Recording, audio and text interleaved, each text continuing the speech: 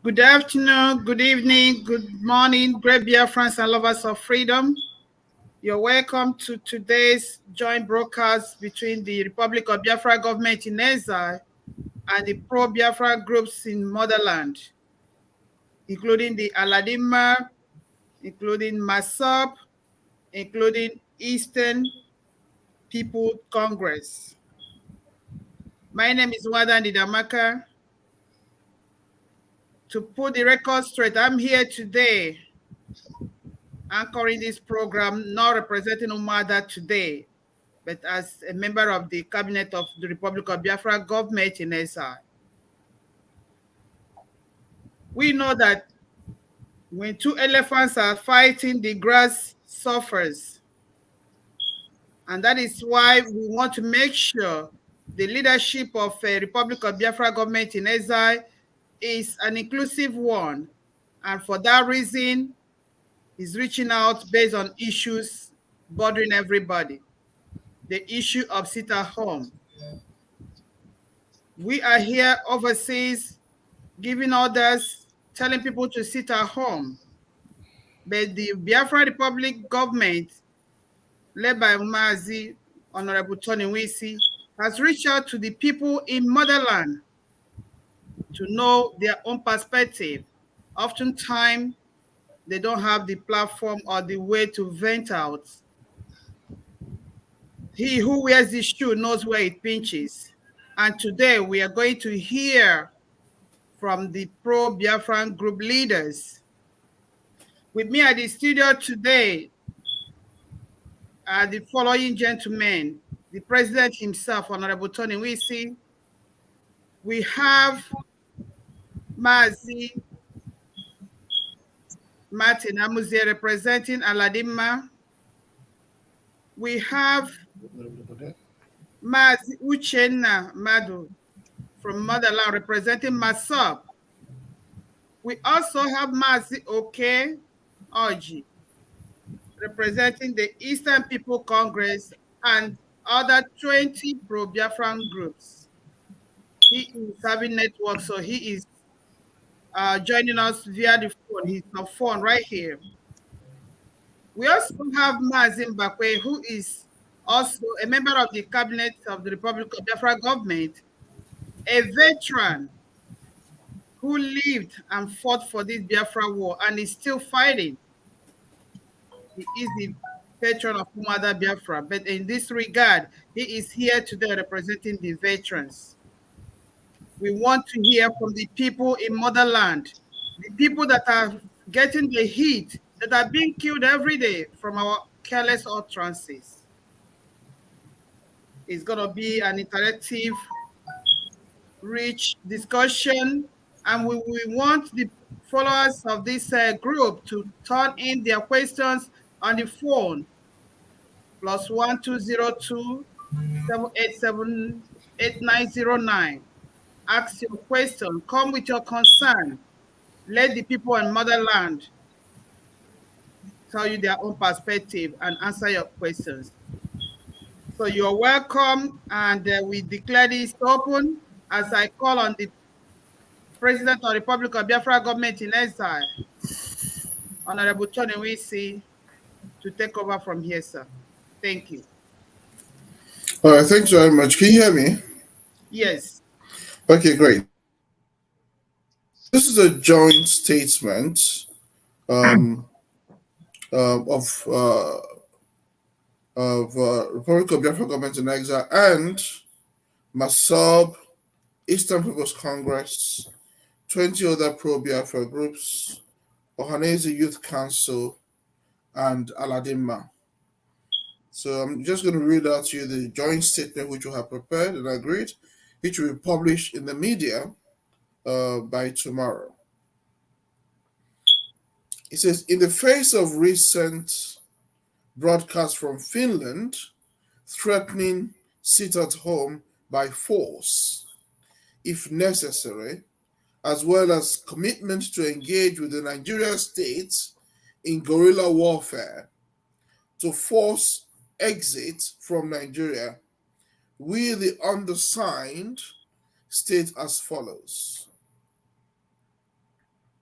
Number one, we distance ourselves from this decision. Number two, we condemn any threat or force towards the Biafran people from anyone whatsoever, regardless of their reasons or excuses. Number three, we ask Biafrans to protect their God-given right of free speech and assembly. Number four, we ask Biafrans to protect their lives and property at all times, including through the use of lethal force if necessary. Number five, we affirm your rights, the rights of Biafrans, of self-defense at all times. Number six, we ask Biafrans not to surrender their weapons to anyone whatsoever. Number seven, we ask the federal government of Nigeria to forthwith release Mazi Nnamdi Kanu in accordance with the UN order and the Court of Appeal order of October 13, 2022. Number eight, we demand a referendum with a view to resolving the Biafra issue once and for all. Signed as follows: Republic of Biafra Government in Exile, 1717 Pennsylvania Avenue, Northwest, Washington, D.C., 2006. Eastern People's Congress, Coalition of Pro-Biafran Groups, Massob, Ohaneze Youth Council, and Aladinmma. Thank you very much. Thank you, Mr. President. At this point, I will call Mazi Rbgie, representing the Eastern People Congress and 20 other pro-Biafran groups, to do his rejoinder to via the phone to what Mr. President had just read out. Thank you, sir. I will mute everybody while we listen to Mazi, joining us from Motherland via phone. Thank you.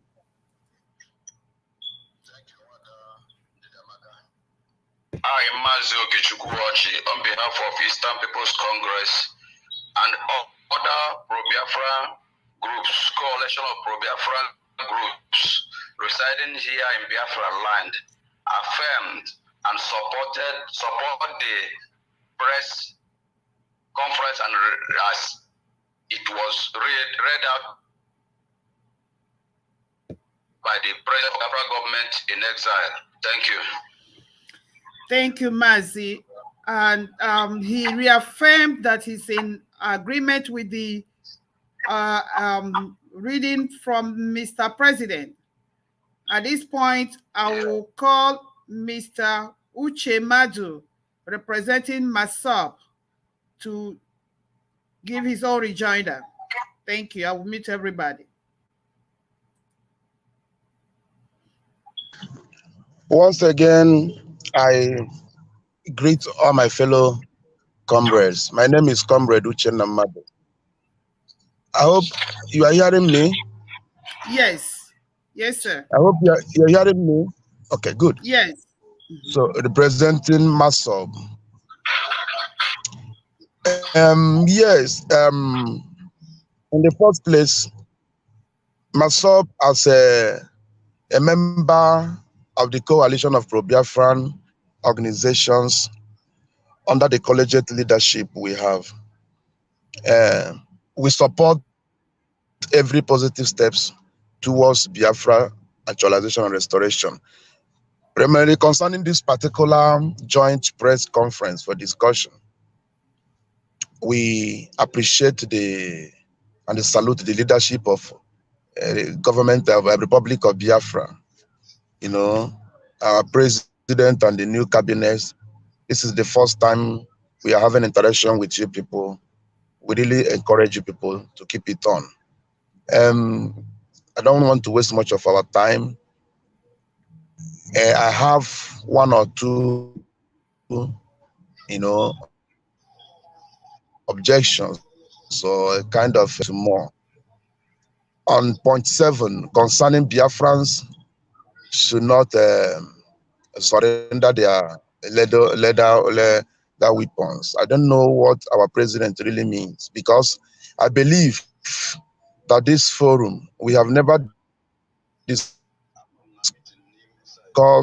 about Biafrans using weapons, openly. Even if such a thing will happen, it will still be on the ground. So making it open that we should not surrender our weapons to whoever, does it mean we now have weapons? Does it mean now we are in a warfare with Nigeria or with whoever? So that aspect of weapons, I want more clarification on that aspect. Then, and secondly, on the resolution, yeah, there are many groups.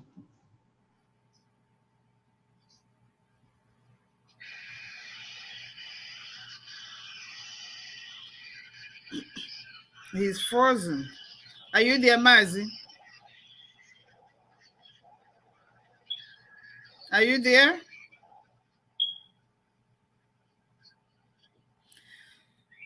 Okay, Mr. President, you heard what he said. And I know I do understand what you meant, because first of all, there was a time they went around the Biafra land, even the then gone for people that do hunting use. The zoo, Nigeria collected it from them. I don't know whether my brother understands that self-defense is a human right. That if somebody comes to your house to murder you, you have the right to murder the person first. And if you have what you need to use to murder the person, you dare not surrender it, because the person coming to kill you has his own weapon. I don't know whether he does not understand that, yes, we are in a war. Though it's not been announced that it's war, because there's killing every day in Biafra land. So, Mr. President, he dropped off. I think his network is bad. If you want to clarify what you meant by that. Thank you. You're muted. Okay, sorry, we can hear you. Go ahead. I think you have clarified it. He had a copy of the statement, so there might have been a mistake in communication there. So self-defense is a right. Everybody, a weapon could be anything. Could be what women use in making pounded yam, making gari. It could be it could be a kitchen knife. It could be anything. What we're talking about is your right to self-defense, and you defend yourself. Whatever weapon you have, anything you have could be a weapon. So it's as simple as that. But for his benefits, and because it's a joint statement, we'll go back to him and clarify that, and if necessary, we'll remove that line so that the press statement can go. But he had a copy of it. I'm surprised at these comments. Thank you very much. Thank you very much, Mr. President. And it's clear, as crystally clear. So, Mr. Martin, you heard what the president said. I want you to come in and put your own rejoinder, sir. Thank you.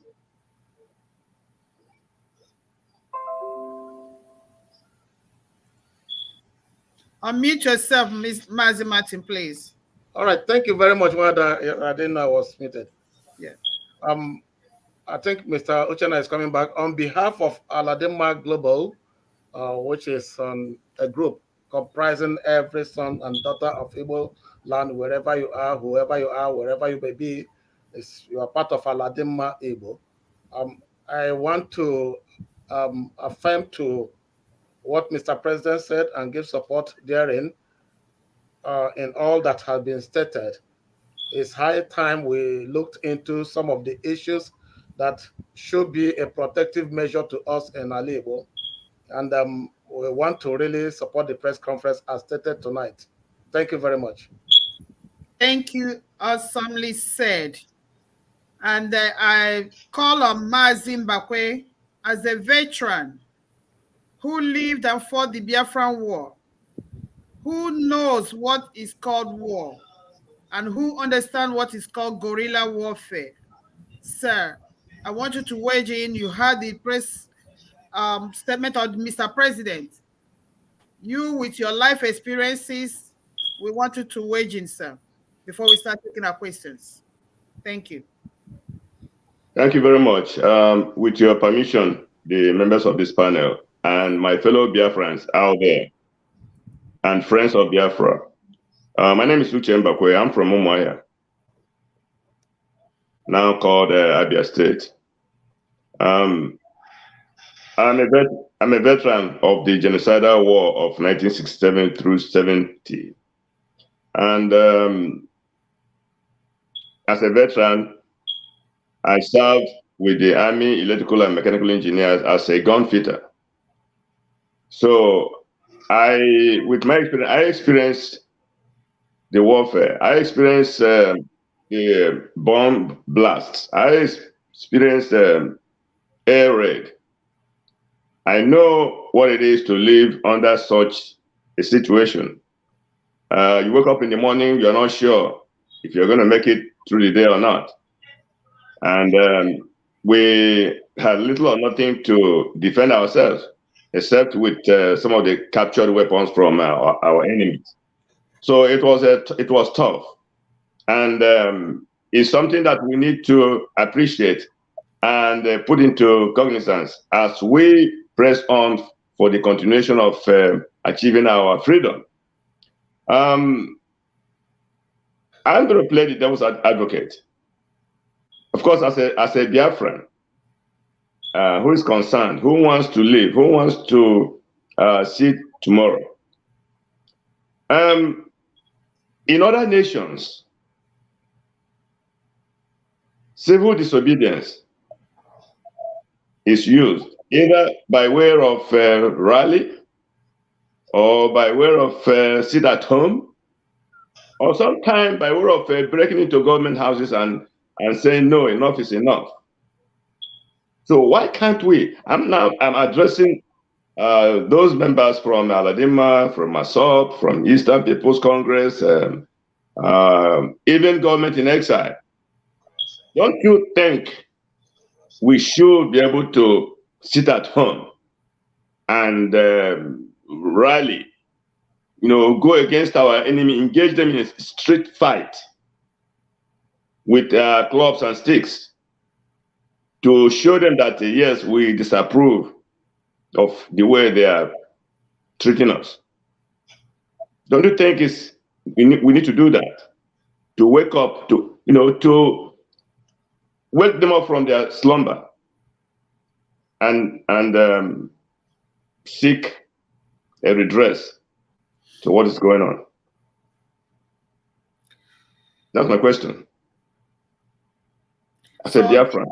So this question goes to who? Whom do you want to take this question? Any of them can answer this question. Those that have proposed that we should not sit at home, that we should not engage in a street fight. I said, Biafran, I'm saying, I'm playing the devil's advocate. I want to sit at home. I want to engage in street fight, even though I have nothing. I want to engage even though I don't have the firepower to challenge the Zoo government. Can I come in here, sir? Yeah, let Mr. Martin take over this, okay, please. God bless you, sir, Mazi Mbakwe. As a veteran, you've seen it all, you know it all. But let us look at the current reality. Some years back, Onyendu Mazi Nnamdi Kanu initiated this sit at home. We followed the civil disobedience, rally, protests without arms. Our people were maimed, our people were killed, our people were shot.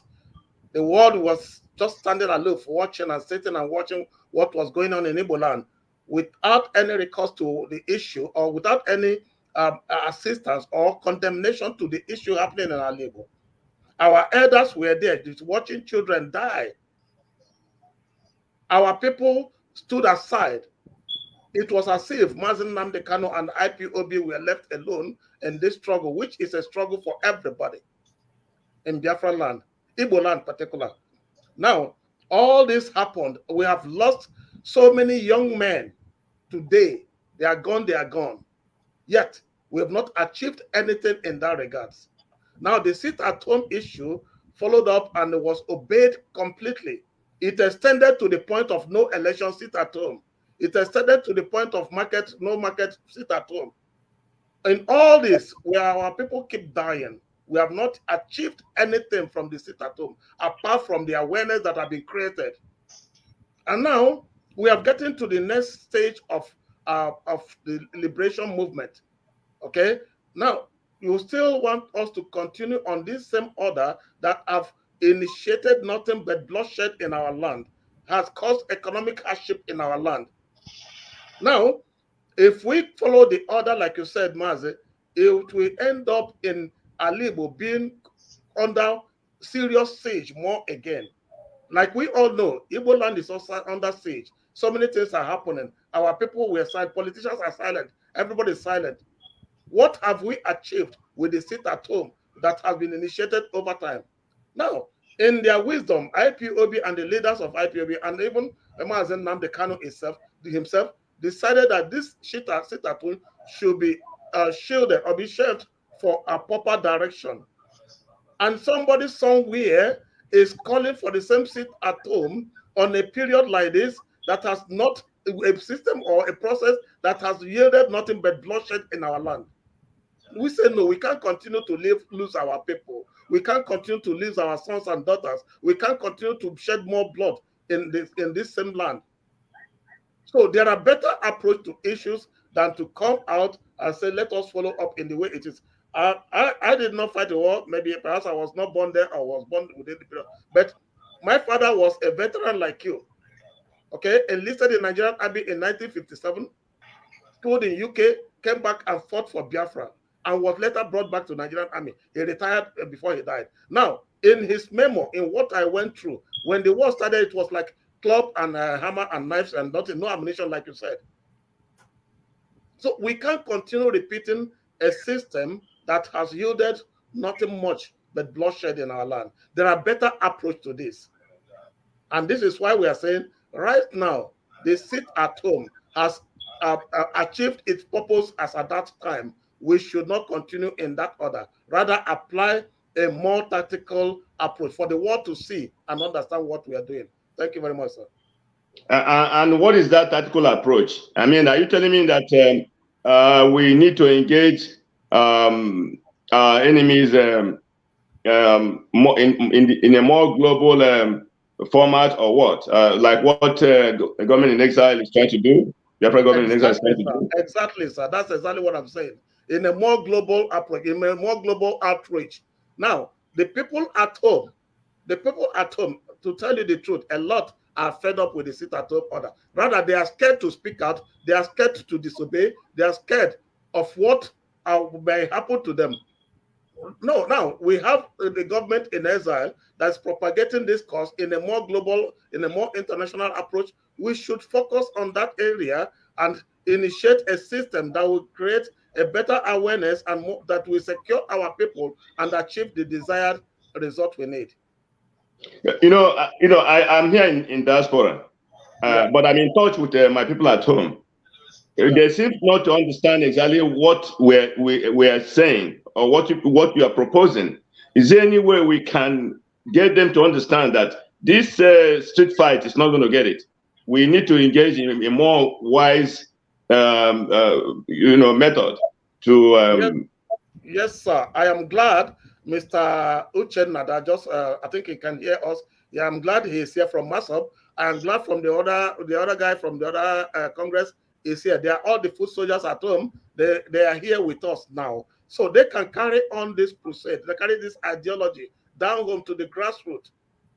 We should not, our people should not listen to somebody who is far away in diaspora, who don't know the pains the people are going through, and instigating an issue that will make the Nigerian army roll out their tanks and everything to Igbo. They are looking for a lot of thing to invade Igbo land the more. And we should not grant them that access.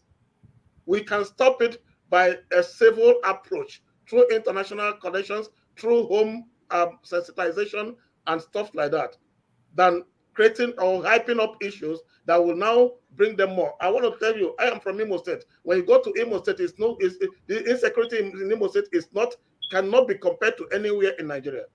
Kidnapping here and there, people are dying, people are being kidnapped. The soldiers are there causing mayhem, kidnapping people. You don't know who is a soldier and who is not a soldier. So it has gone beyond what we thought.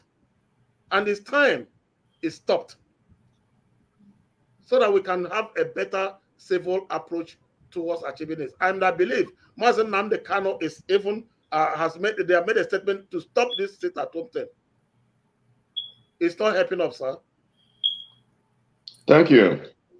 Thank you, Mazi. You did justice to that. Mazi, okay, I don't know.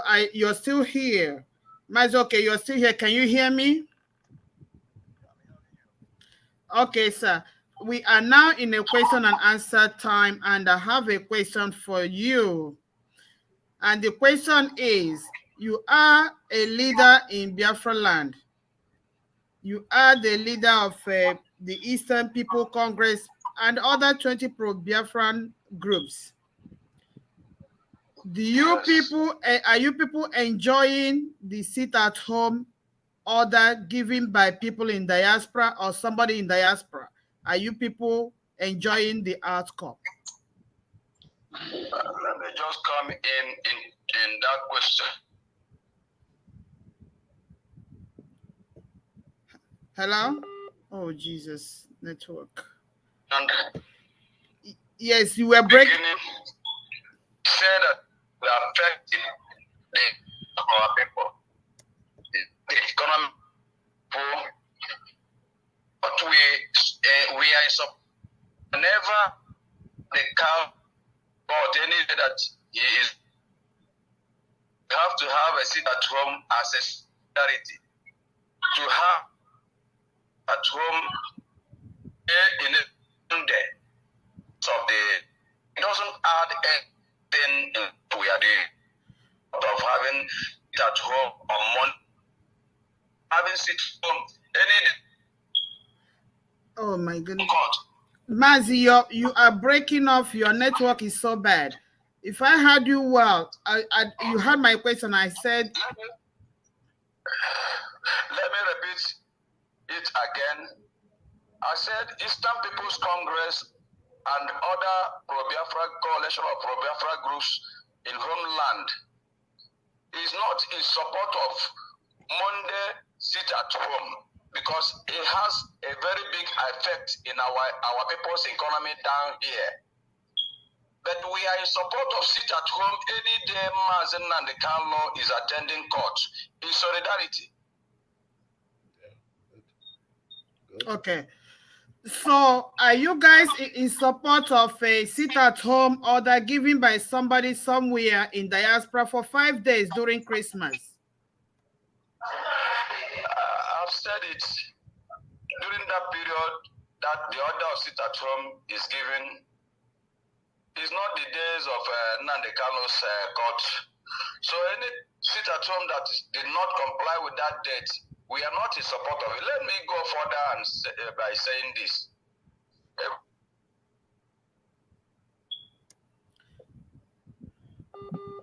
Network. Sorry, we didn't get to say you were reconnecting. Your network dropped.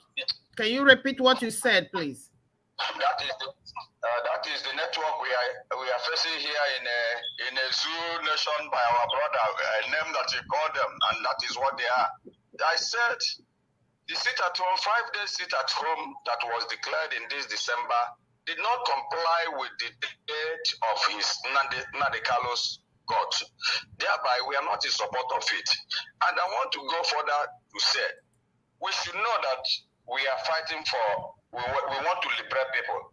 And anybody that you want to liberate and you create a hardship to that particular person is no longer liberation. We should really believe in what happened in the Bible. even though that Moses, the leader of the Israelites at then, is doing all he could to liberate his people. At a time, they even told him that it's better that they died in Egypt than to come in desert and died because of hunger. So we should know that borrow a leaf of other revolutionary movement and revolutionary group that have fought for their independence of their people. So sit at home cannot, at this point in time, give us what we want. So sit at home that was not declared any day Mazen Nandekano is going to court is not supported by Eastern People's Congress and other pro-Biafra groups down here. So, Mazi, there is this argument that during the coronavirus era, that people sat at home and it didn't kill them. So the people who are propagating this sit at home are using that narrative to state that if they say sit at home, you should sit at home because you did same during the coronavirus and it didn't kill anybody. And the economy we are talking about did not collapse. So what is the people on ground? What is you people stand on this narrative of the person who is propagating this sit at home? Because this is the defense they come up with, that people did not die when they were told to stay at home for 3 months. Why would they die for 5 months, for 5 days? What do you say in this regard, sir? Let me just come by this saying, what do we want to achieve by sitting at home? First, the sitting at home can give us what we want to achieve, to restore back our freedom. The answer is no. It is only when you have 1 plus 1, it gives you 1 and you need 3. You need an answer 3. And you add 1 plus 1, it gives you 2. You still add 1 plus 1, continue adding 1 plus 1. You're supposed to know that 1 plus 1 cannot give you 3. And therefore, you look for an alternative. 1 plus 2 can give you 3. What we need, what I'm trying to say is that the organization down here, Eastern People's Congress and all the pro-Biafra groups are not against anybody or against any group. But what we are saying is that it's high time we sit down and plan. How do we restore back our independence? It's not by sitting at home. Nigeria government have found out that the sitting at home, we are destroying our own economy. And the people that has been, the economy, I'm telling you down here, 75% of the life that was lost, the property that was damaged, and every other thing that have happened down here is the property and the lives of Biafrans, the people that we said that we are. Oh no, my goodness, network. Causing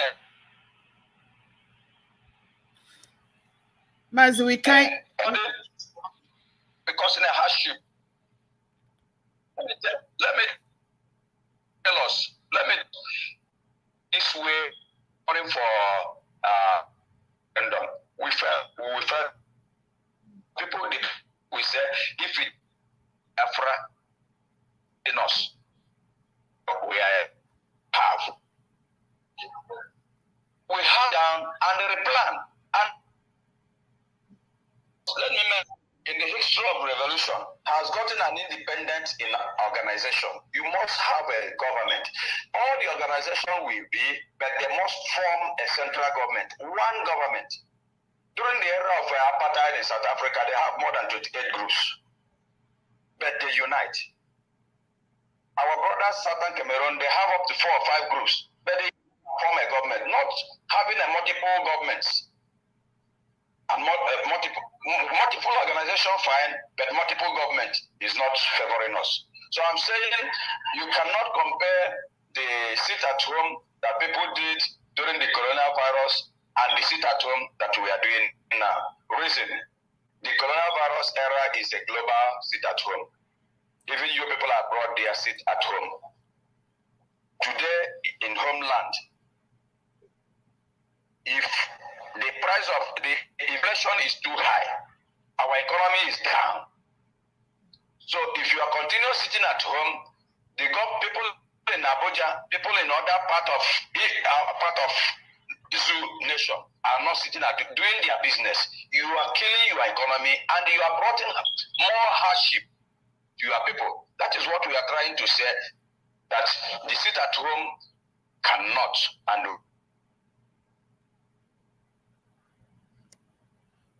network. Oh Jesus. Network. same thing. Okay, Mazi, if I heard you very well, you said people on the ground, people in motherland are in disagreement with this sit at home that is not helping you guys. It's not helping the economy. It's not helping you guys in safety and the security, and it's not going to enhance advance our goal towards achieving our nation. But the groups are in support of sit at home on any day Mazi Nnamdi Kanu is going to court. And if that is exactly what we are saying. Okay. There is one more. Go ahead. No, go ahead. We are urging our brother in Finland to know that his group cannot achieve it, cannot do it alone. Collectively, we will achieve our goal. We are not condemning him because there is none of us can go to market and dance because of one of us died. One Igbo says, exactly. We are not feeling happy. We always weep any day we lost anybody in Biafra land because enough of blood has been shed down here. Enough of blood has been shed and unnecessarily. That is why we are begging that all of us should sit down and discuss and have plan A, B, C, or more than that. Not everybody doing whatever you wanted to do. When you rise up, you started giving orders and doing every other thing and forcing people to obey you. It is not good. It is force. It's not voluntary. It's not willingly anymore. Yes. And that is what makes it difficult, because if you're gonna give an order and use mafia to force people to obey it, that is out of infringement to people's civil rights. And I want people to go and look at the Oxford Dictionary meaning of terrorism. That is the way I want to leave that one. People should not give. You know why I don't want to use going to defining it as a terrorism or whatever is that because all of us are servants, and in a situation, really what you said is true. I just want every group to understand that you are not doing this job for yourself. We are doing it for the sake of our fatherland and the sake of unborn generation. And forcing people to sit at home without looking downwards the effect it has in their economy and their social life is not good. And it is against the fundamental right of people. And also against the United Nations Charter. There are many nations that exist in the world, you people know is better than us, that are not recognized by the United Nations. Is it the kind of nation we want? No. It's not the kind of nation we want. We want a nation in a state that will be a member state. And I always said the Nigerian government should call us for a roundtable discussion. Tell us why we will not go. And we tell them the reason why we will go. That is what we want the world to hear. It's not that you are forcing us to belong. Why United Nations has, we have rights of freedom. So Mazi, they are invaded, killing there, rolling our house. We cannot. We have said it. We have to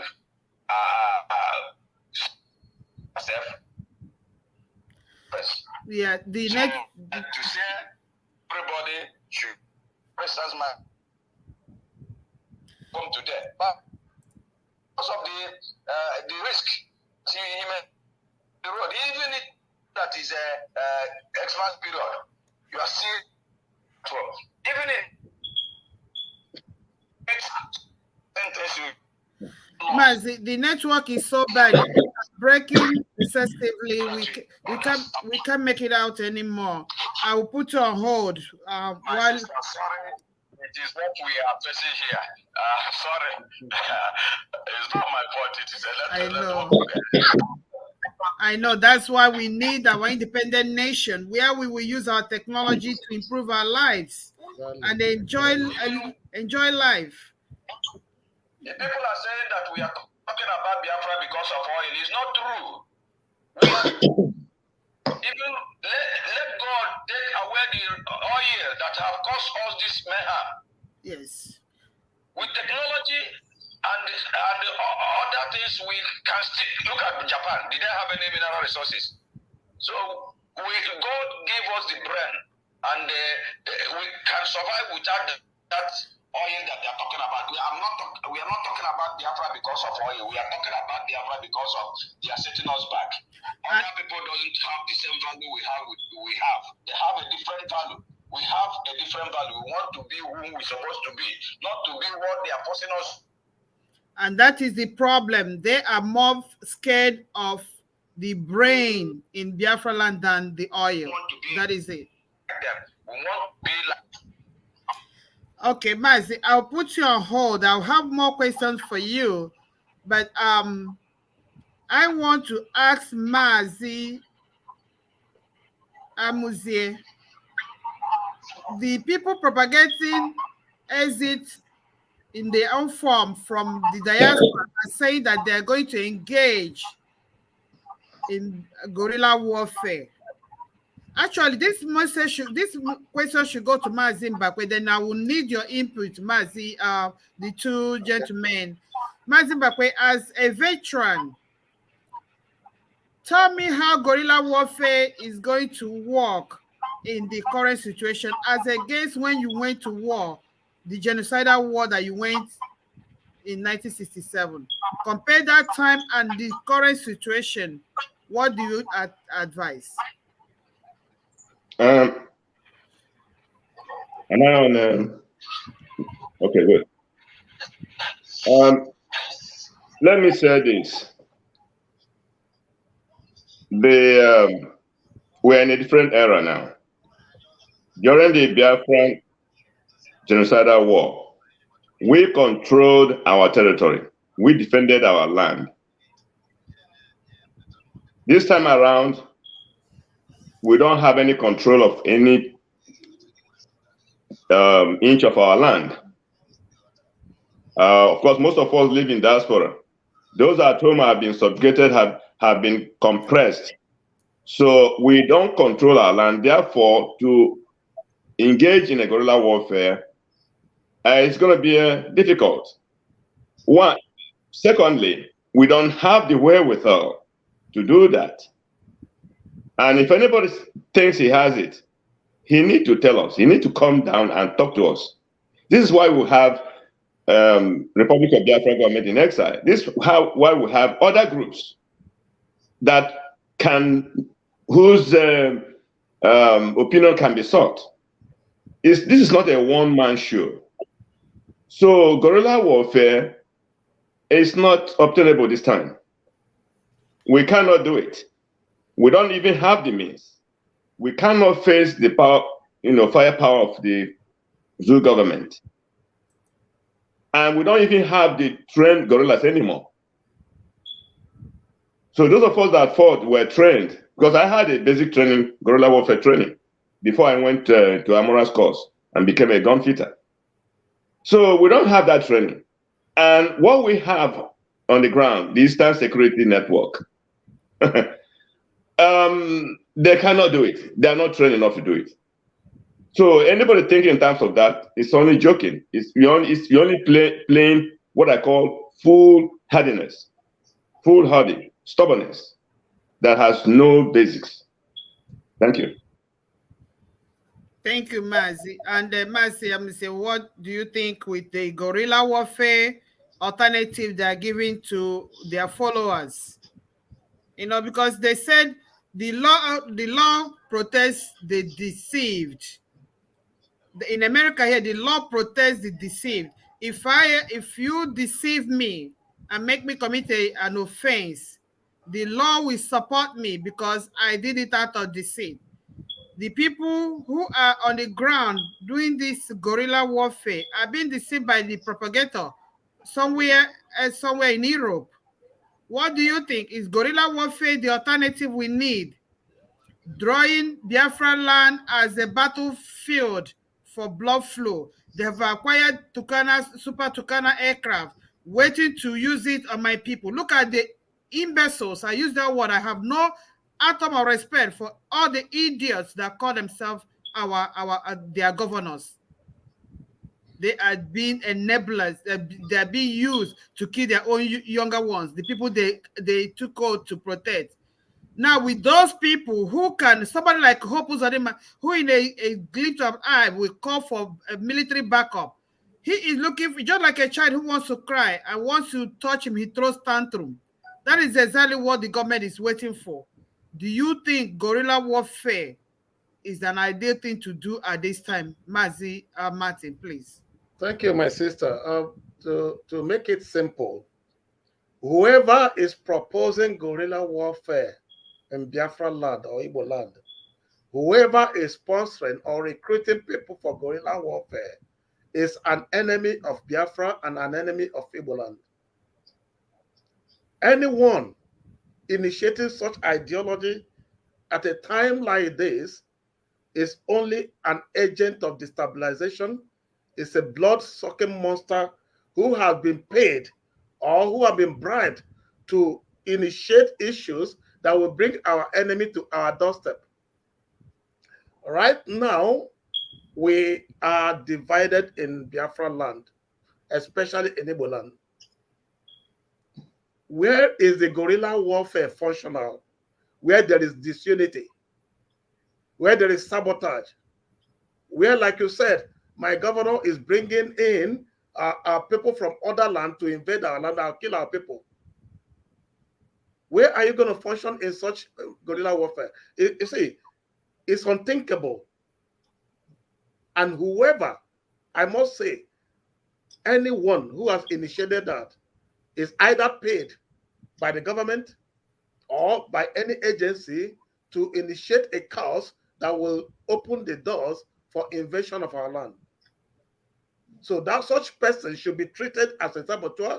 Such person should be treated as an enemy of Biafran. Such person should be treated as an enemy of Igbo land. We have seen a lot in recent time. Much more that was seen in the genocidal war. Never a time has Igbo been so divided, has Biafran been so divided. We are talking of Biafra as if it's just a little enclave of Igbo people. No. Our brothers in the riverine areas, our brothers in up north, who have been carved into different states and who have been schooled or are taught to believe that they are not part of this. They are not Igbo, they are not Biafrans. Now you want to initiate guerrilla warfare in which area? In their area or only in Igbo land?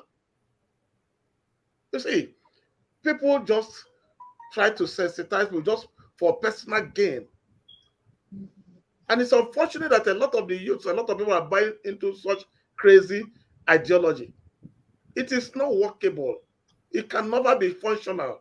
Rather, it will enhance a serious attack on our land and on our people. Our youth will be killed. A lot of people, there's so many things going on now. So I wonder where such person is having that kind of thinking to bring such into our land. You see, I've said it before, it's high time we find out who is a Biafran and who is an Igbo man. If I have my way, every person in Igbo land on Biafra should conduct a DNA. Let us know those people whose fathers are from the north, those people whose fathers are from elsewhere, who were born into land and they are claiming to be Biafrans, they are claiming to be Igbo, but in real blood they are not. No true son of Igbo land will encourage that kind of thing now. It's high time we know who is who. During the war and after the war, where Ebola was, a lot of women were raped by different people. And their husband, out of shame, covered it up. Some of these people causing this mayhem are blood of the Northerners. These are Fulani blood in Igbo land. Let's be realistic. I don't care who is against it, but this is one truth we must try to find out. So many people, so many women were raped. A lot of them were impregnated. And the offspring of such atrocious act is what is causing problem in Aliboti today. I'm speaking about Alibo alone because I'm from the Aladinmma. Now, imagine such in the entire Biafra land. Imagine such in the riverine areas. Imagine such in some other places like Kulokoja and some other Igbo that were kept out. It's really absurd. So we are faced with a lot of issues in our land. That is why we are preaching unity. Let us unite. If we can unite up to 40%, we can speak with one voice and achieve a great feat in the struggle. But for now, Igbos are divided politically. Listen, in the entire Igbo land, every politician, except one or two, I repeat, except one or two that are not made from the north. A lot of them are errand boys doing their biddings. And this is why things have escalated beyond imagination, because they don't care. And they are even being the one used to bring these problems in. So it won't be a surprise if you find out that some of these people causing this are being sponsored from somewhere in Fulani. It's unfortunate. So such guerrilla warfare is an atrocious act and an initiation from an enemy. It cannot work. It should not be encouraged, and it cannot work. Thank you. Thank you. Please, may I add one thing to what you just said? Besides that, there is another reason why we should not engage in guerrilla warfare. Because of the many factions we have, that means you're going to have as many different guerrillas as we have as factions, in which case we'll be killing ourselves. Exactly. And then, because guerrillas are supposed to go into the enemy territory and obtain information or create a situation that will allow the other group to come in.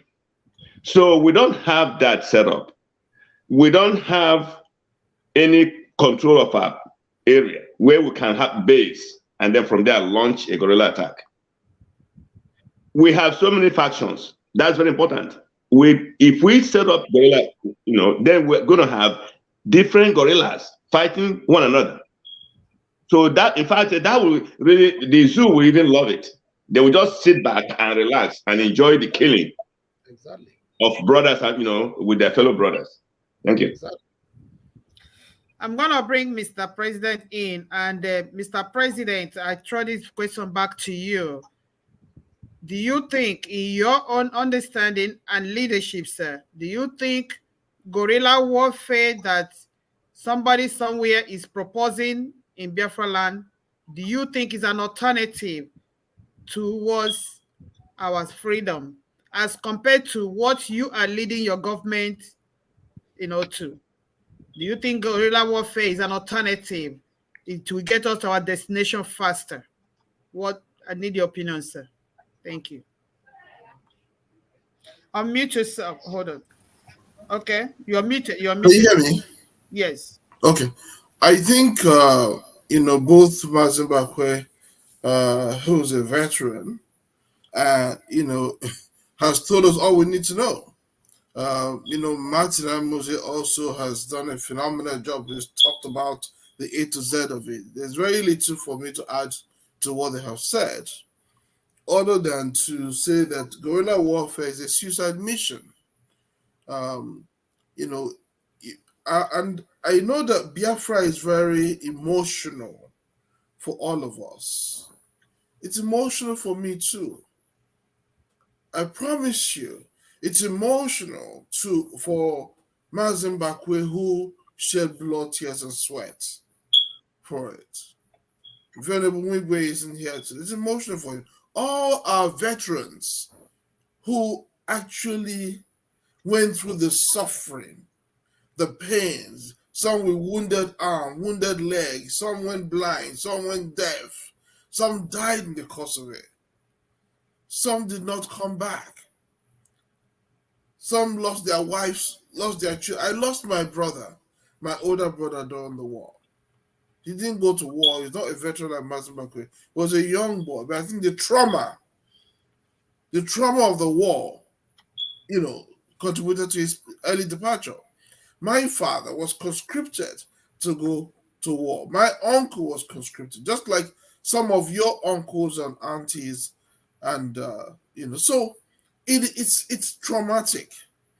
It's really, really traumatic. And so people carelessly, recklessly saying you're going to go to guerrilla warfare against a sovereign state must understand, the audience at home must understand, the people who are being seduced by the ignorance of this fellow, right?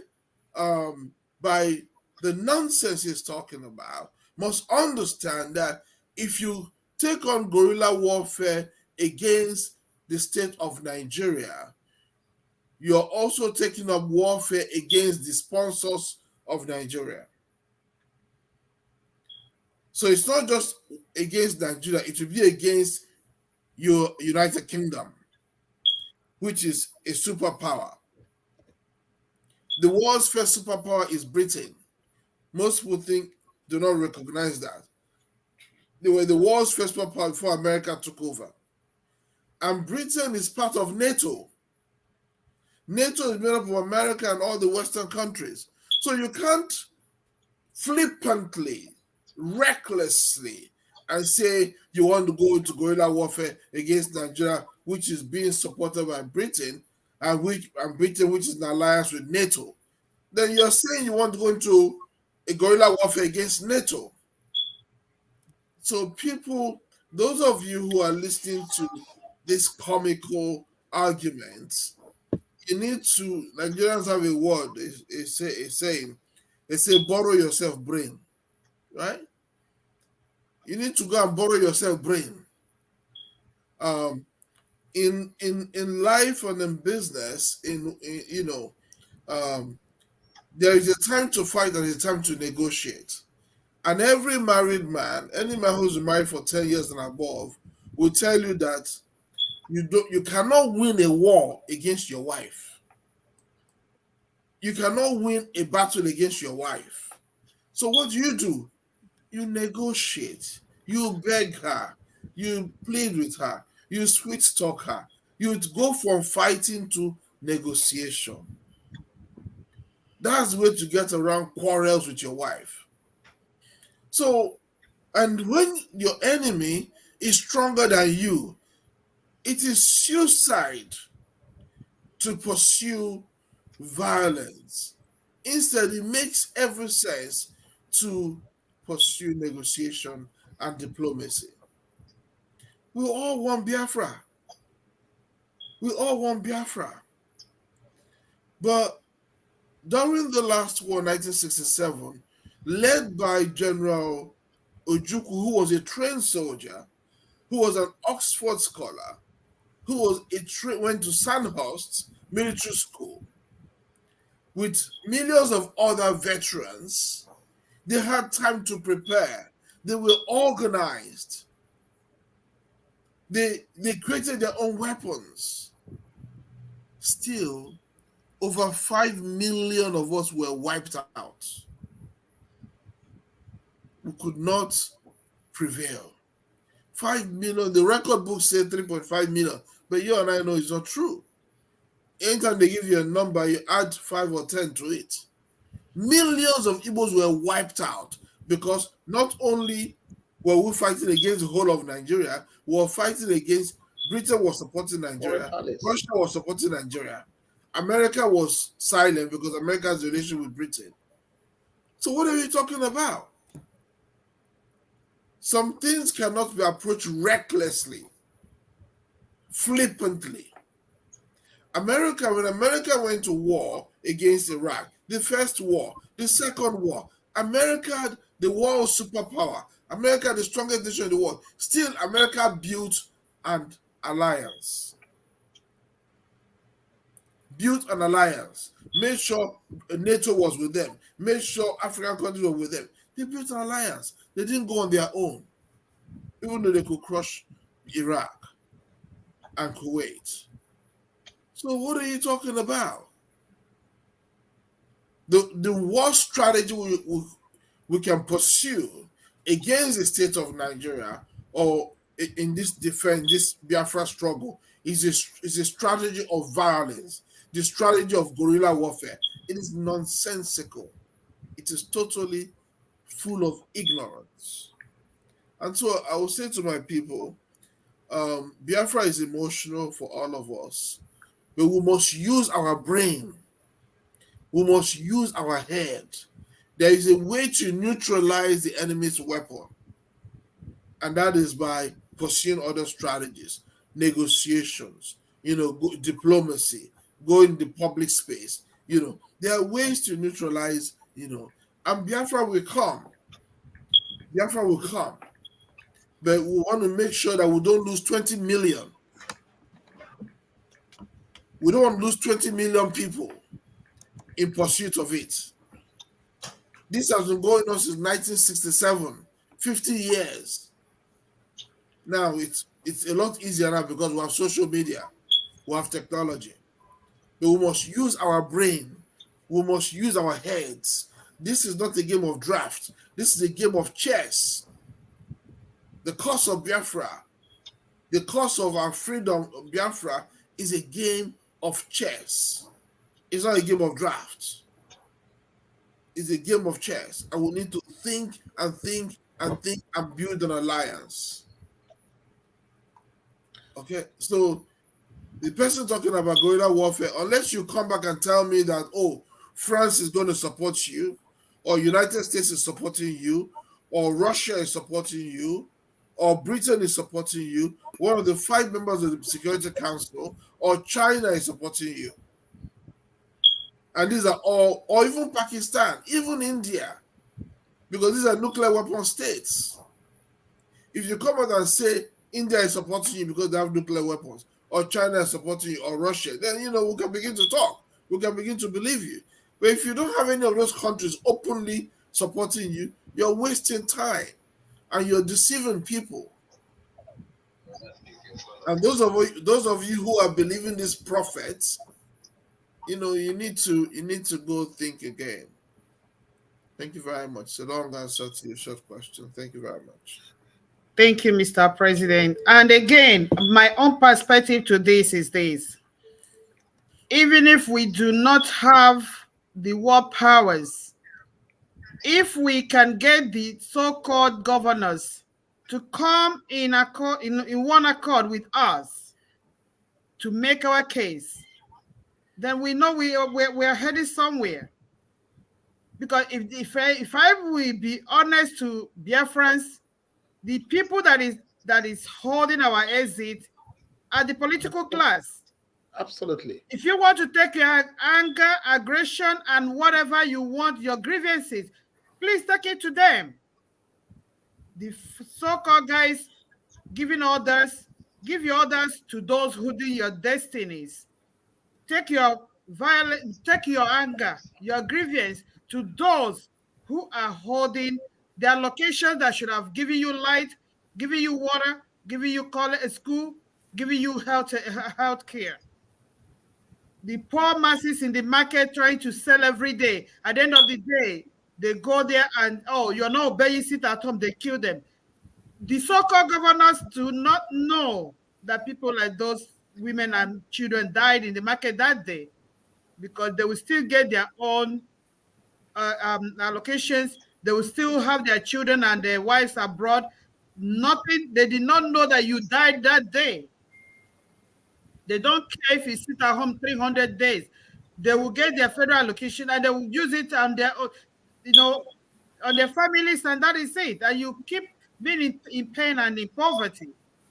So the people holding you down are your political class. I spoke with a senator here in America, and he said We know your problem more than you guys think you know it. But the people that do not want you to exit Biafra, exit Nigeria, are your political class and your elites. So these people trying to use mafia, you people know where to go to. And stop killing Biafran poor people that are already impoverished. So we need to do something different. We need to do it in among the people holding us. So I'm gonna go back to Mazi. Okay, Mazi. Okay, there was something you said, and I want I want to put it back to you because you said we can have multiple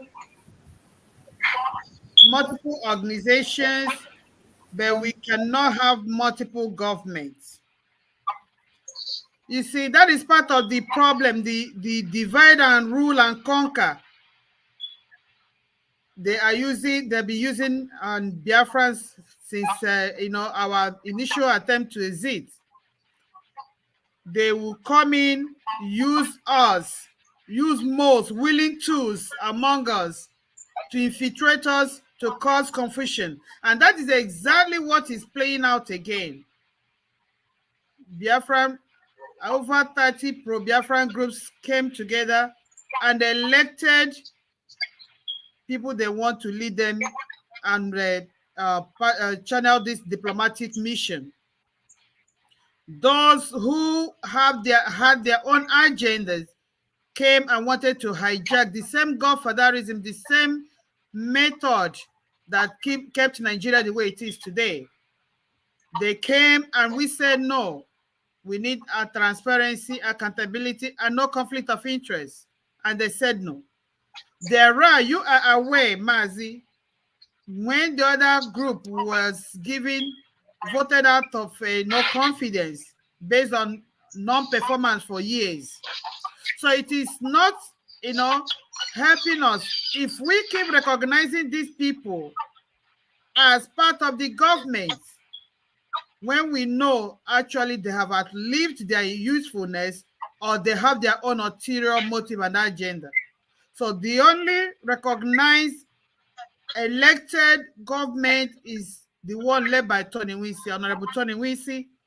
And I was there, and as Wanda, I am not going to condone evil. We were there, and the day history was made. And and his cabinet are the ones pursuing and channeling the diplomatic mission and engagement, which is the only way we have to make our case known to the world. Because once beaten, twice shy. During the Civil War, most people learned about the Civil War after it was over because there was no communication, there was no engagement. We went to Civil War, we fought, but still at the end of the day, many people learned about the war after the war was over. So I do not think it is ideal to still refer to those people as fractional government. They are not recognized. They are not doing anything anyway that is helping or gearing us towards our goal of achieving our sovereign nation. So please, sir, I want you to take this message home.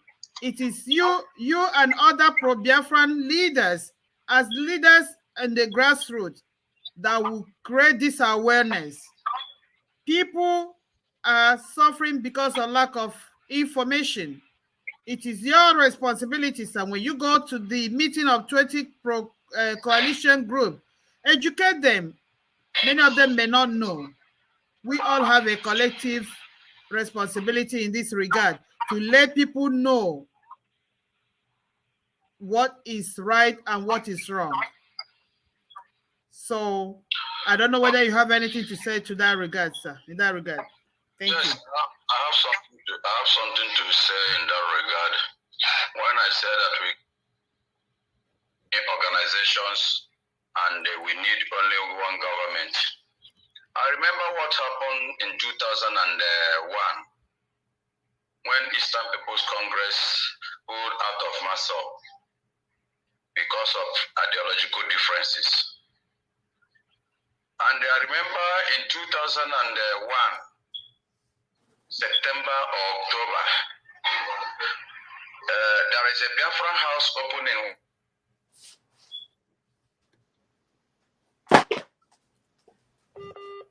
Oh no! With, sorry, you were disconnected. Yes,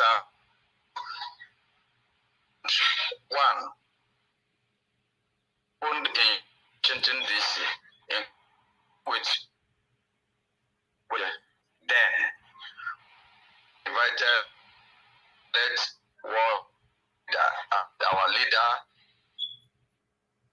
to go, Rbgie, President Jago, Estuchoku. The putting of the house between Rbgie and Prince is the facilitated press in this time. Sorry, sir, you're breaking excessively. Okay,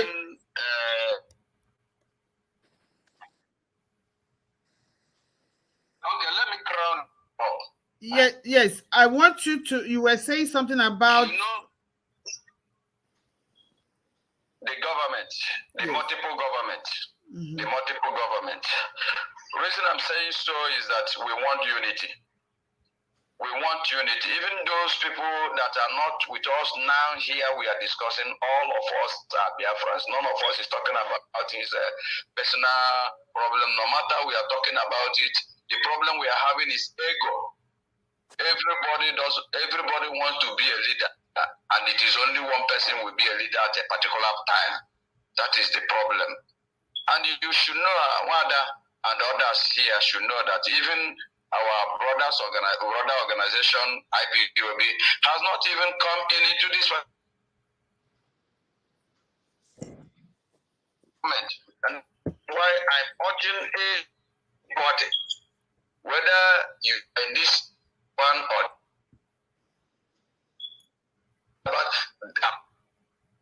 Biafra, truly, because our veterans say it is time to define those who Biafran constellation.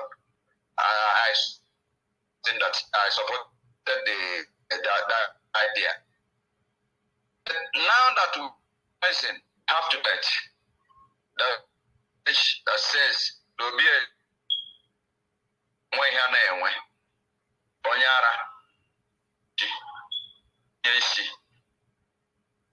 to manage manage, that is to be a family. Some to the guy is there.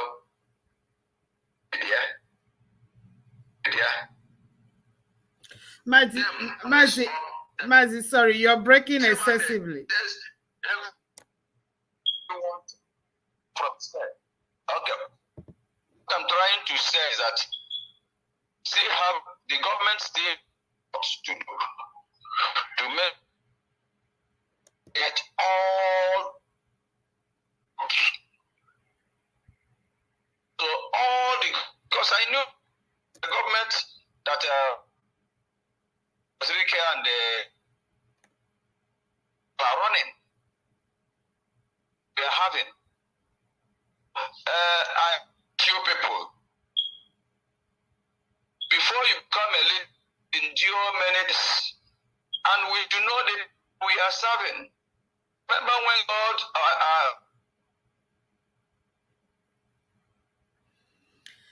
oh no, we are. I will people. So,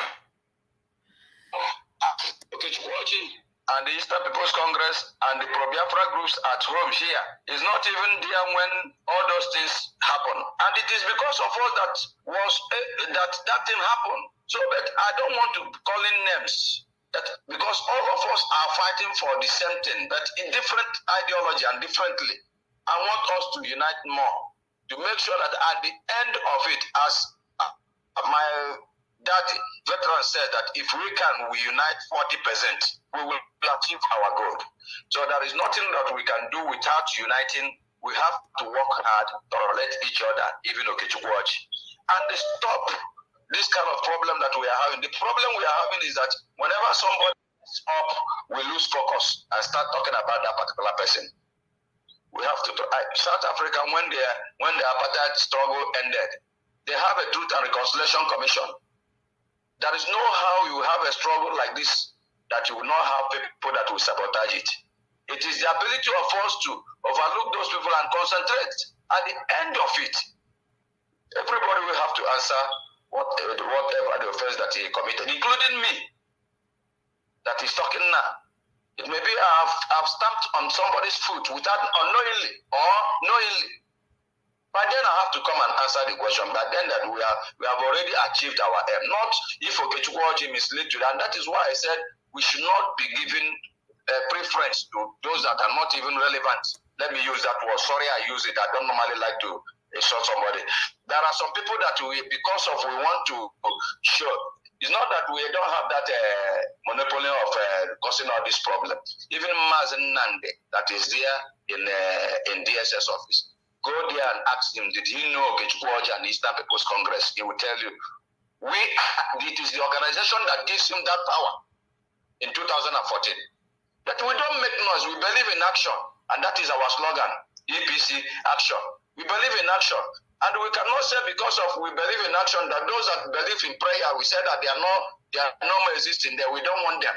No, everybody will have his own and the ability of the government. That is why I talked about government. The ability of the government to bring in all those people that believe in whatever they believe and say, okay, you believe in prayer, you believe in violence, you believe in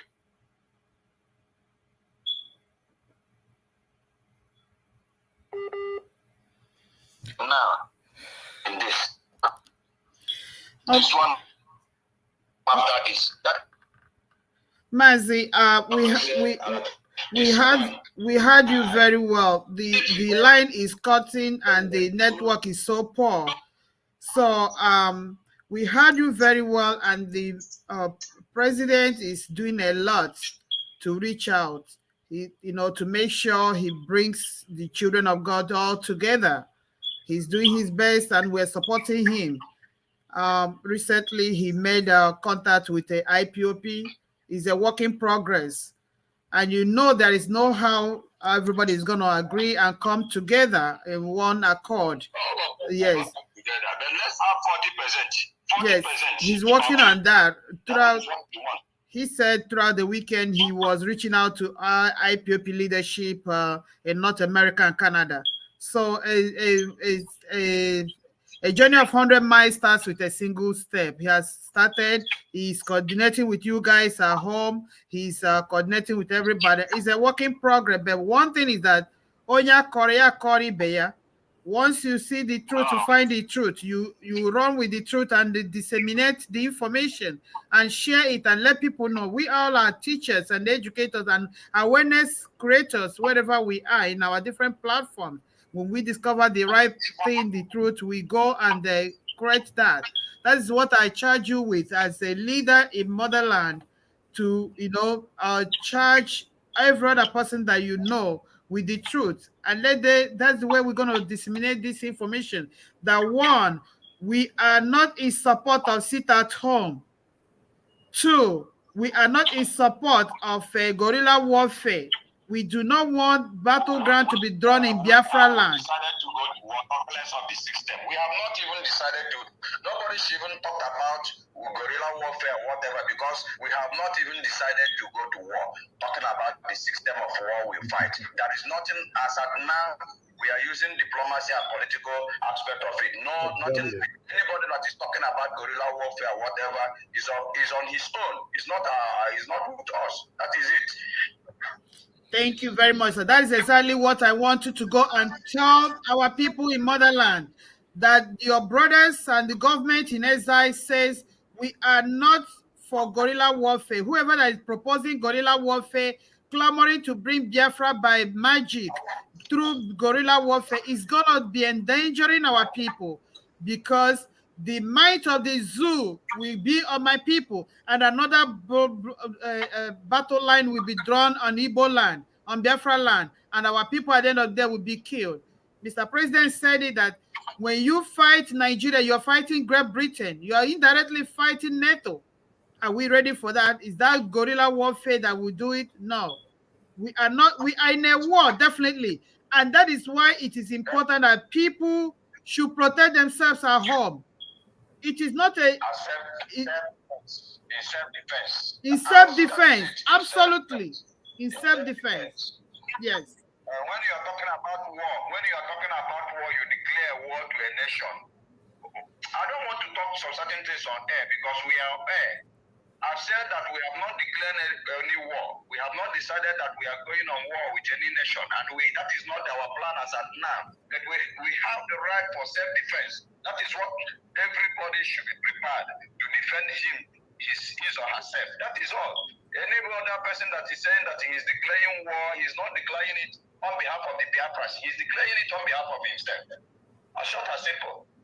And that is what we want to avoid, so that we will have brothers fighting against brothers, and then the Fulani will pop champagne and be drinking and be laughing.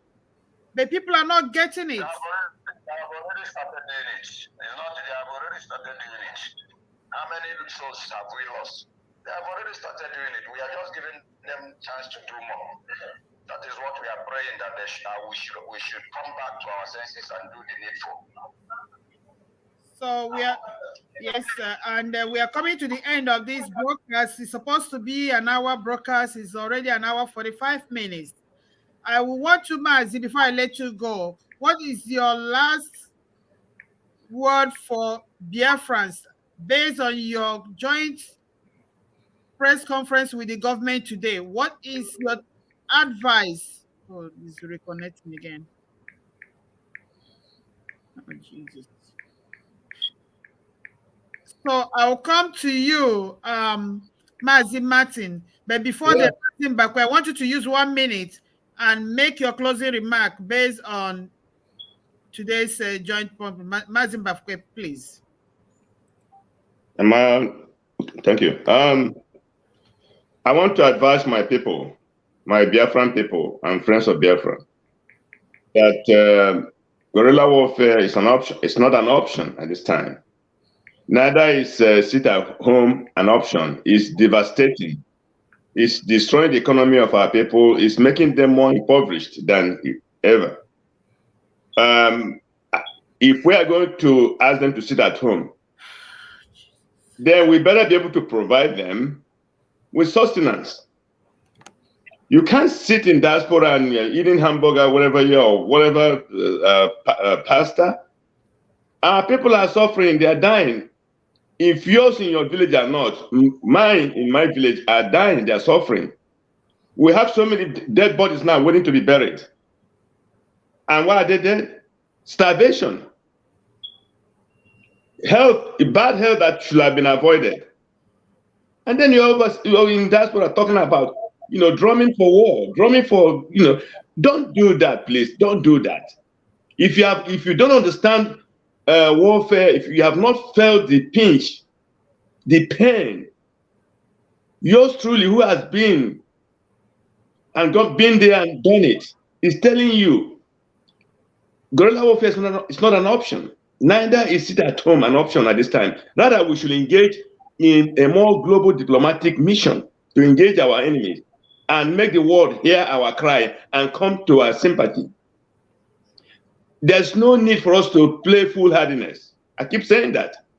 It's nothing but foolhardiness for you to engage your enemy, knowing that you only have machete or maybe clubs when they are brandishing their AK-47. What a foolishness. Please, my brother, let's think and do the right thing. Thank you. Thank you, sir. And Mazi Martin, I'll use 1 minute to make your closing remark, please. Thank you. Thank you very much. Mazi Mbakwe have said it all. It's very obvious and it's very clear. Whoever that feels he wants to initiate a guerrilla warfare should come down to Ali Igbo and be the leader. Bring your family, bring your brothers and sisters, start it up from home. Let us see. You can't just be in your comfort zone and instigating trouble down to our land. Enough should now be enough. This is a civil movement for the actualization of Biafra, and we will achieve that. Not by the system. Somebody is calling from somewhere. When Mazi Nnamdi Kanu started from London, at a point he has to come down home and lead the movement frontally. Not with arms, but in a more civil way. So whoever is calling for an alternative way should also come down home and be at the forefront and say it, and not sending innocent youths to die for nothing. It's not the way forward and should not be encouraged. Secondly, one more thing, I appreciate what the Biafra government in Israel is doing. Sorry, I really appreciate the effort. We should engage more on the international community and also on some politicians and some businessmen at home. Not all are bad. There are some that are willing to support this crusade. There are some are willing to put in their best, but they have not been consulted.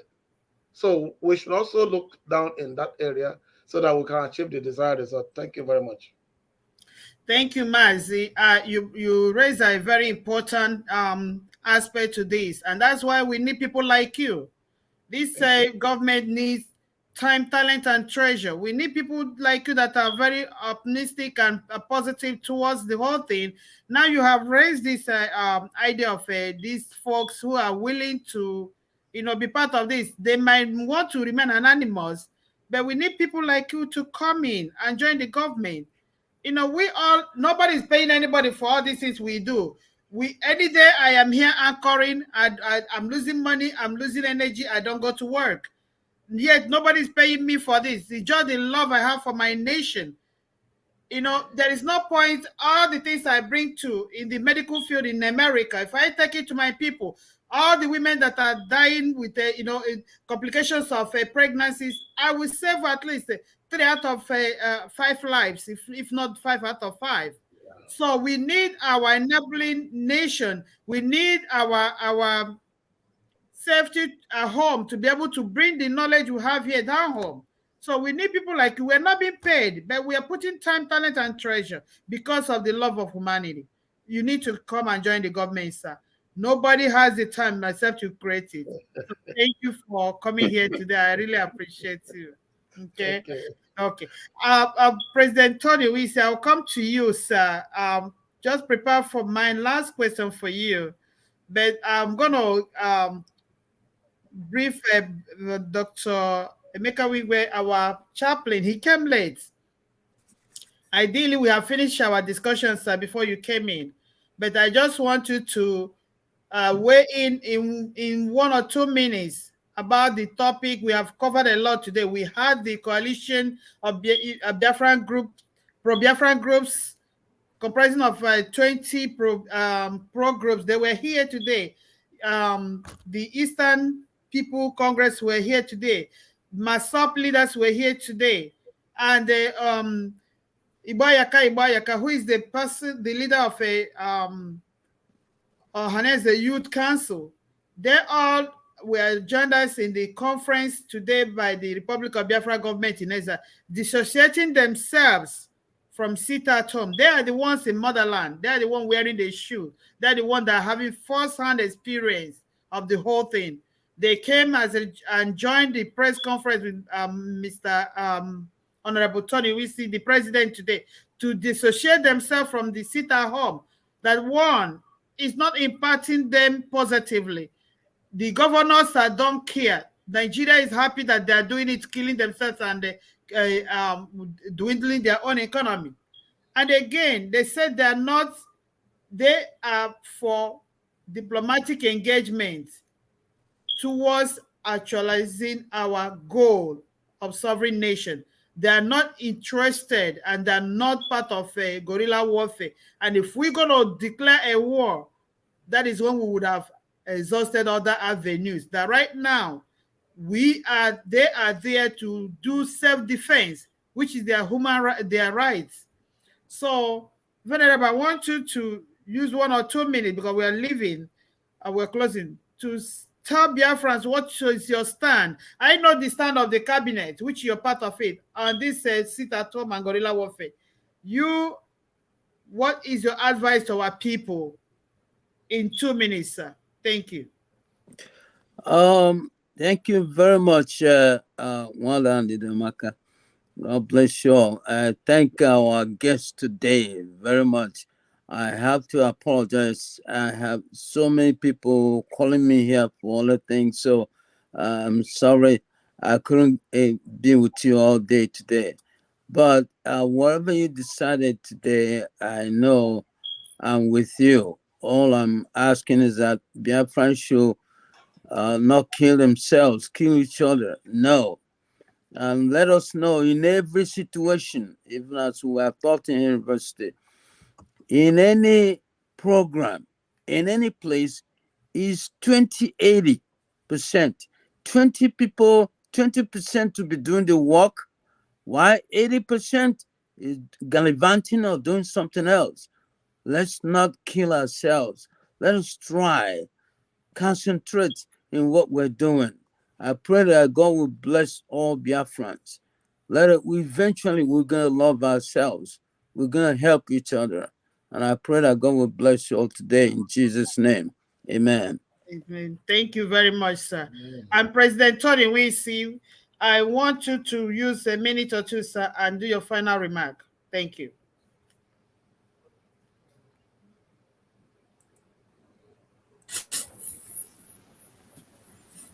Can you hear me? Yes. Better. Okay, thank you. Thank you very much. The subject's been treated extensively. What I would say, in addition to what was said, was echoed earlier on. Let's calm down. Let's use our brain, and let's certainly talk to our uncles and our fathers who are veterans. You can't be more Biafran than the veterans. Okay? You need to calm down. Our brothers all over the world. You cannot be more Biafran than our uncles and our brothers who are veterans, who've actually been in battle. You cannot be. Number one. Number two, we're engaged in a game of chess, not drafts. Their world powers have an interest in Ali Igbo. World power is not just the Fulani. Britain has an interest in Ali Igbo. America has an interest in Ali Igbo. The Chinese has an interest in Ali Igbo. All of these are superpowers. All of these have nuclear weapons. All of these have several planes that they can wipe out Ali Igbo overnight. So, let's use our brain and let's take advice. And the last thing we need is any form of warfare against Fulani or against Nigeria and all of that. We need to use our brain. We need to preserve our assets. Our greatest asset, like our brother Martin alluded to earlier on, is not the oil and gas. Our greatest asset is our people. Is our people. So we want to save our people. And then we're going to be in good shape. Thanks very much. It was a long press conference. Thank you so very much for a great moderation, Jidamaka. I want to thank our brothers from the homeland, Okeoji and Uchemadu, for both leaders. One of Massob, Uchemadu, leader of Massob, and Okeoji, leader of Eastern People's Congress, for their leadership and their contribution, their presence here today, lending their voice to the argument, so that those of us who are abroad, who are in London and California and all parts of Europe, shouting, sit at home from there. You're shouting from where you are, sit at home, but you are running your life. You know, you don't have water problem, you don't have lights problem, you don't have security problem. Your family is safe. Bending on all of you, telling them sit at home and preaching violence.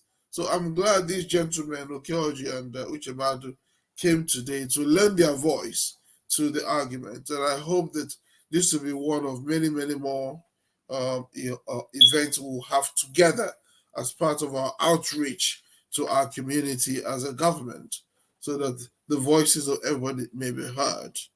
Didamaka, thank you so very much for excellent job today. Back to you in the studio. Thank you, Mr. President. Thank you very much. And I appreciate all my guests. And I have a word for Biafrans. In 2021, the Biafran women and the Umada went to Washington, D.C. to plead with Joe Biden not to release Super Tucano aircraft to Nigeria, that it will be used to kill my people, the Biafrans. They withheld it for a minute, and after a while, they were all released to the zoo. I want, as I stand as Umwada, I want my people to pay attention. The people that are being killed in Biafra land, the young ones, the youths. As they kill our men, they get the Fulanis to infiltrate our land and impregnate our daughters and take them to marriage. This is existential risk. There is a planned and systematic execution of this plan to eliminate the brains of the Biafrans, which is the fear of the world. It's not about oil. It's not about uranium. It's about the brains of the Biafrans. We Biafran women are the only women anywhere in the world. We go, we succeed. We are very courageous. We are very resilient. No matter whatever you do to a Biafran woman, she doesn't take no for an answer. Our Biafran men, we go with one shoe and they will go to that place and build a company. We fought the war, they said they're going to, the genocidal war, they said they're going to crush us in 3 weeks. We fought the world for 3 consecutive years, manufactured everything we could. And the world came against us saying that these people that could manufacture Ogbunigwe, if given opportunity, they would do worse. I want my people to know this is where our problem lies. The world is afraid of Biafrans, and we will not allow them crush us until we are ready for that. So use whatever you can to resist the most among us, the evil political class.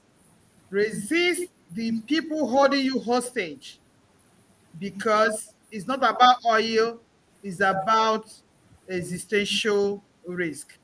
On this note, as Umada, I call on you all, wherever you are, to rise and protect the land. Speak up. Join Umada Biafra worldwide. Let us salvage the land. It was done in 1929. Time has called again for Umada to rise, so that posterity will not hold you in disarray.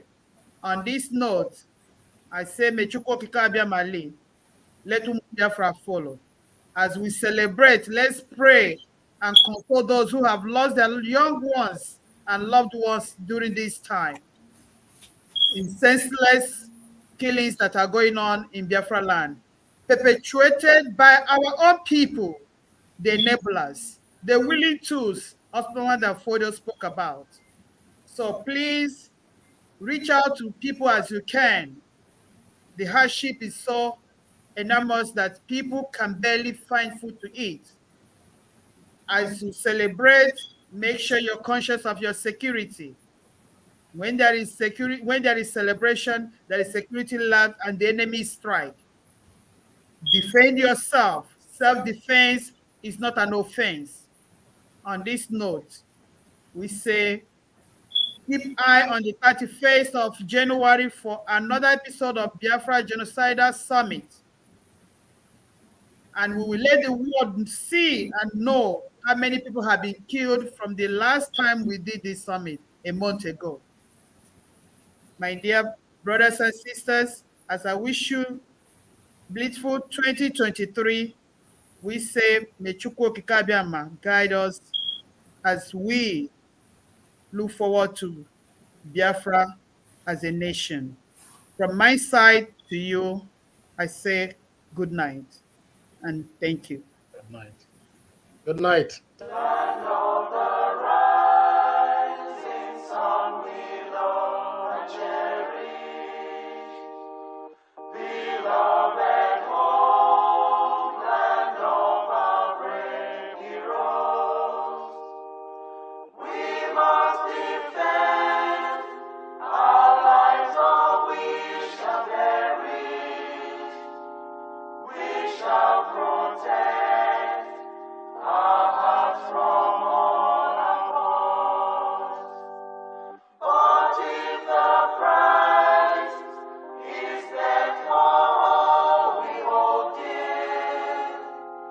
Let us stand with our